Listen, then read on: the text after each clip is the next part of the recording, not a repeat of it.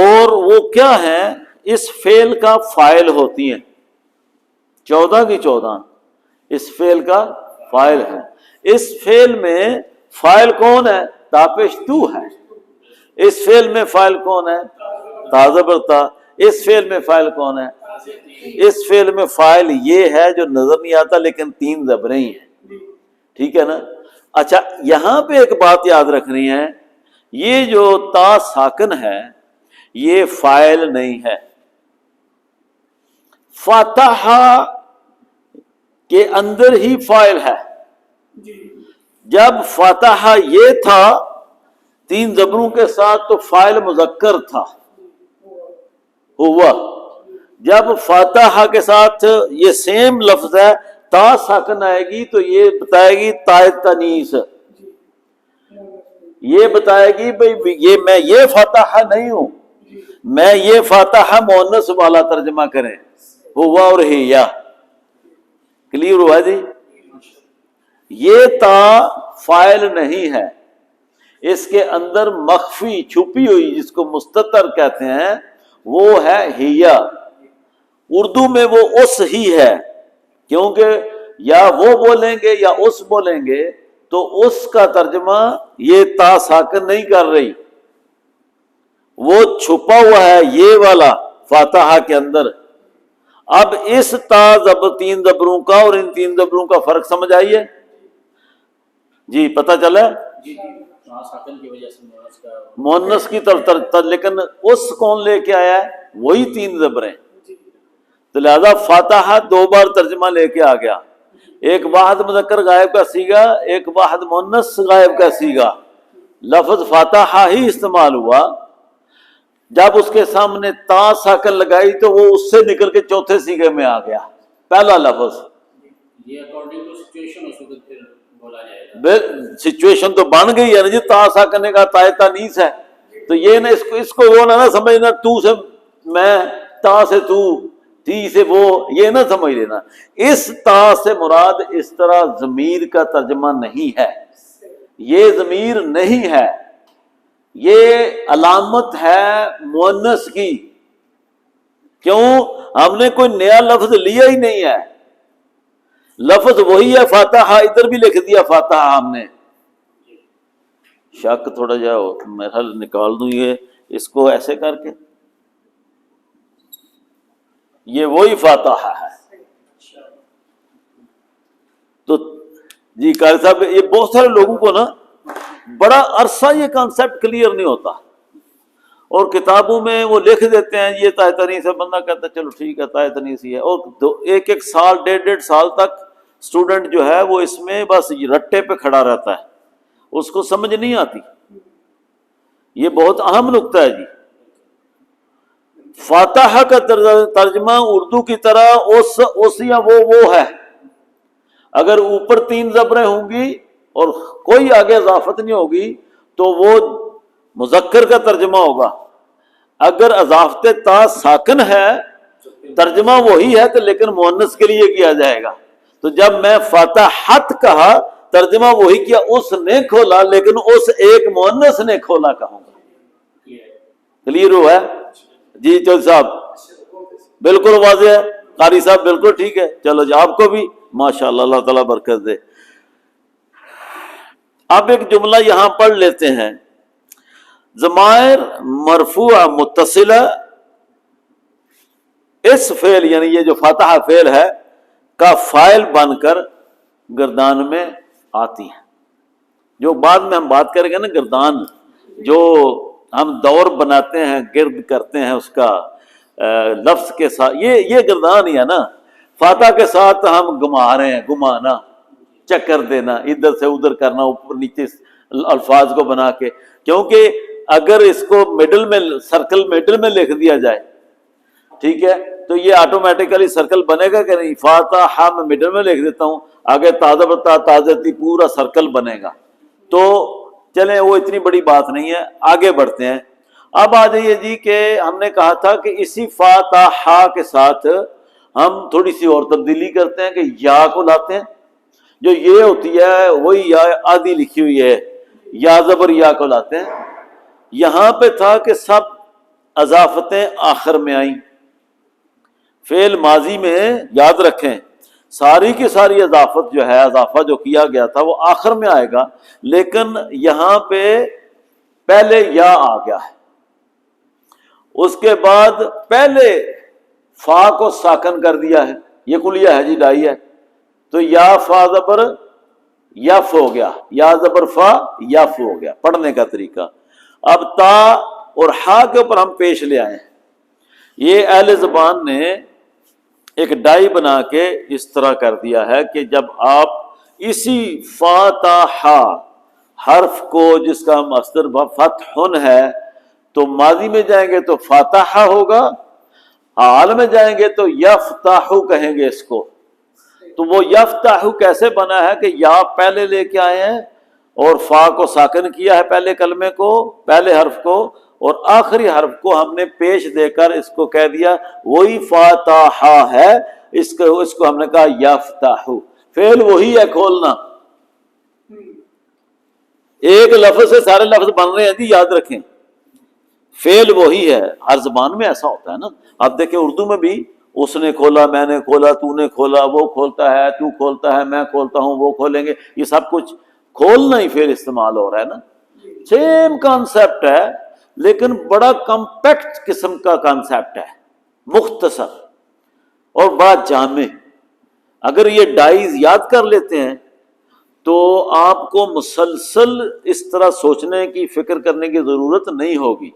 آپ بالکل ایک لفظ دیں گے، اس سے آپ 28 لفظ ایک سیکنڈ میں ایسے بنائیں گے.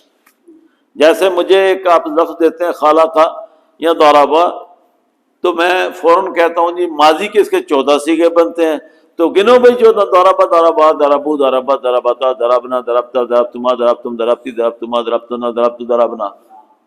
میں نے ایک سانس میں 14، ان 14 کا ترجمہ ہے باقاعدہ اس طریقے سے جو میں ابھی کروا رہا ہوں.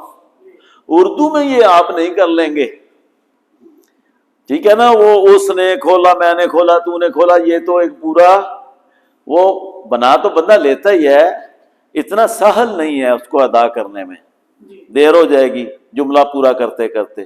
میں اپنی زبان کو کوئی نیچا نہیں دکھانا چاہتا، لیکن عربی پڑھنے کے بعد آپ اس بات پہ متفق ہوں کہ بڑی وسعت والی زبان ہے اور تمام زبانوں کی ماں ہے یہ زبان. کوئی بھی زبان اتنی وسعت نہیں رکھتی، یہ پوری دنیا میں بات طے ہے. اور اللہ نے اس زبان کو چنا ہے. اللہ تعالیٰ سب کو جنت الفردوس میں جگہ عطا فرمائے، وہاں بھی اللہ نے اسی زبان کو چنا ہے.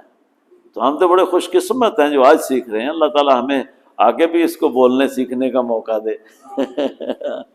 اچھا جی، یفتحو.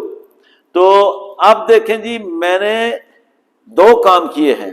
ایک تو ہم حال کا ترجمہ کریں گے، ایک لائنیں بھی لگائی ہیں کہ یہ ایرو اس کے بالکل سامنے لگائے ہیں. اس کا مطلب یہ ہے کہ اس کی ٹکر پہ فتحتو میں کھولتا ہوں، یا میں نے کھولا، سوری میں نے کھولا. فتحتو میں نے کھولا، ترجمہ ماضی میں کرنا ہے. افتحو میں کھولتا ہوں، آئی اوپن. میں نے تھوڑا سپورٹنگ انڈرسٹینڈنگ کے لیے انگلش بھی لکھی ہے، ڈفرنس نظر آئے.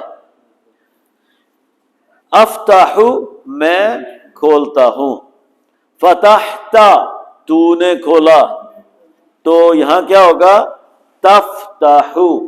آپ دیکھیں کہ ہم نے الف تا یا نون پڑھا تھا 3 لیکچر پہلے. اس وقت میں نے بتایا تھا کہ یہ الف سے مراد کیا ہوگا؟ میں. تا سے مراد ہوگا تو، ٹھیک ہے. یا سے مراد ہوگا وہ، نون سے مراد ہوگا ہم، ٹھیک ہے نا. اتین، یتان، ٹھیک ہے. جو مرضی اس کو بول لیں، ٹھیک ہے. یا اتنی کہہ لیں، یہ بھی ایک لفظ جوڑ لیں، وہ بھی 4 ہی لفظ بنتے ہیں. تو 3 ڈفرینٹ الفاظ بنتے ہیں سے، یتان، اتین، اتنی. وہ آپ کوئی نیا بنا لیں. تو اب ان میں سے ہی جو پہلے سے پڑھ چکے ہیں، جب میں نے اسی کے اوپر یا لگایا ترجمہ ہوگا غائب میں، ٹھیک ہے. جب میں اس کے اوپر الف لگاؤں گا تو ترجمہ ہوگا متکلم کی شکل میں، میں. جب میں اس کے اوپر تا لگاؤں گا تو ترجمہ ہوگا تو کی شکل میں حال، سمجھ آئیے، مخاطب جس کو کہتے ہیں، مخاطب سوری۔ تو آئیے تھوڑا تفصیل میں جاتے ہیں، بس یہ بتانا تھا کہ جب فتحت تھا تو ترجمہ ماضی میں کریں گے، تاپش تو سے مراد میں ہے، سوری تو ہے، لیکن نہیں سوری میں ہے، فتحت میں نے کھولا، افتح میں نے ہوگا ترجمہ میں ہی ہوگا، میں کھولتا ہوں، میں نے کھولا، میں کھولتا ہوں، آئی اوپن، میں کھولتا ہوں۔ جوڑ لیں گے بات کو، یہ جوڑنا بہت ضروری ہے، کیونکہ بعد میں ایک لفظ آپ کو دیا جائے گا، 10 دیے جائیں گے، 100 دیے جائیں گے، تو آپ اس طرح جوڑ کے جملے بنا لیں گے، تو آپ کو ماضی میں بھی بات کرنا آ جائے گی۔ دیکھیں جی، روزمرہ کی زندگی میں آپ جو باتیں کرتے ہیں میں اور آپ کے اندر ہی رکھتے ہیں، میں، آپ، تو، ہم، اسی میں ہے نا۔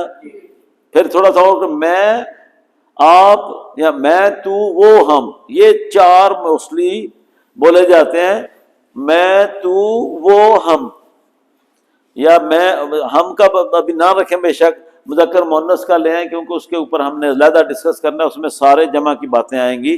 تو اگر آپ باتیں کر رہے ہیں تو یہی الفاظ آپ گیو اینڈ ٹیک کرتے ہیں، تو اس کو اگر ہم ماضی اور مضارع میں حال میں گیو اینڈ ٹیک کرتے ہیں، سمجھتے ہیں پہلے، تو آپ کو لینگویج بولنے میں سمجھنے سے پہلے آسانی آ جائے گی، انسٹیڈ کہ آپ لینگویج سیکھتے سیکھتے 5 سال لگا دیں اور 5 سال سیکھنے کے بعد بھی جملہ نہ بنا سکیں، تو یہ اچھا نہیں ہے کہ آپ کو 2 یا 3 لیکچر کے بعد آپ 200-500 جملہ بنا لیں پہلے، صحیح ہے، تو کانسیپٹ بھی کلیئر ہو جائے گا، پھر آپ گرامر سیکھیں۔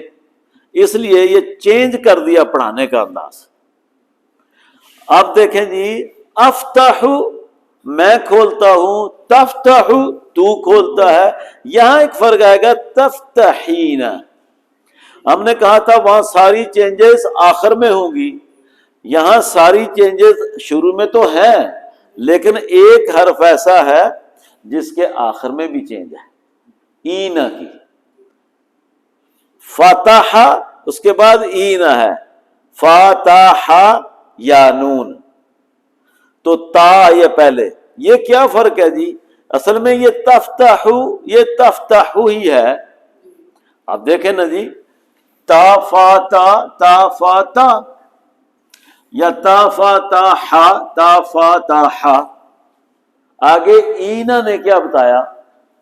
یہ فیمیل کے لیے ہے، تو فیمیل کے لیے جیسے یہاں یہ تا نے بتایا تھا تائے تانیث، یہاں پہ یہ فیمیل کے لیے اینا بتائے گا کہ یہ مؤنث ہے اور غائب نہیں ہے۔ یہ تا کی نشانی کیا بتاتی ہے؟ حاضر، مخاطب جو ہے، ٹھیک ہے، حاضر ہے، سامنے ہے، مخاطب ہے، تو تفتحین کیا کہیں گے؟ تفتحین، یو فیمیل اوپن، تو کھولتی ہے۔ اب اردو میں کوئی اس طرح ہم فیمیل ساتھ لکھنے کی ضرورت اس لیے نہیں ہے، وہاں پہ کھولتا ہے اور کھولتی ہے، یہ ہمیں آٹومیٹیکلی ڈفرینٹ کر دیتا ہے، تو اس طرح ہم ترجمہ کیا، تو کھولتی ہے، تفتحین، تفتح تو کھولتا ہے، افتح میں کھولتا ہوں، ٹھیک ہے۔ آگے آدھے یفتح، یا سے مراد وہ کھولتا ہے، ہی اوپنس، تفتح شی اوپنس۔ اب دیکھیں جی، اب آپ کے ساتھ یہ چیز، اس کا آپ سوال کریں گے، یہ تفتح اور وہ تفتح سیم ہے؟ بالکل ہی کوئی فرق نہیں۔ دیکھیں یہاں پہ ایک فرق آیا تھا، فاتحہ کے ساتھ تا ساکن آ گئی، بڑا آسان ہو گیا۔ اب یہاں پہ یہ بھی تفتح ہے 100% سیم، اور یہ بھی تفتح ہے، جی ہاں، حالت بھی بدلے گی جی، یہ حالت چوتھا صیغہ ہے، یفتح، یفتحان، یفتحون، تفتح، ٹھیک ہے، کدھر یہ والا، تو یہ جو ہے یہ واحد مذکر حاضر کا صیغہ ہے، ساتواں صیغہ، تو کھولتا ہے، یہ تو بڑا واضح ہے، تا سے مراد تو یہاں واضح نہیں ہے، نہیں ہے، کیونکہ یہاں تا سے مراد تو نہیں ہے، چوتھے صیغے کا ترجمہ وہ میں کریں گے نا، اور بھائی یہ لکھا ہوا کیا ہے وہ، تو سوال تو آپ کے سامنے بڑا ڈاڈا سا آ گیا، اس کو ترجمہ کر کے دکھائیں نا جی، اب یہ ہے ترجمہ اس کا، وہ یہاں پہ اسی طرح کا ترجمہ تو ہے، بتائیے کیسے پہچانیں گے؟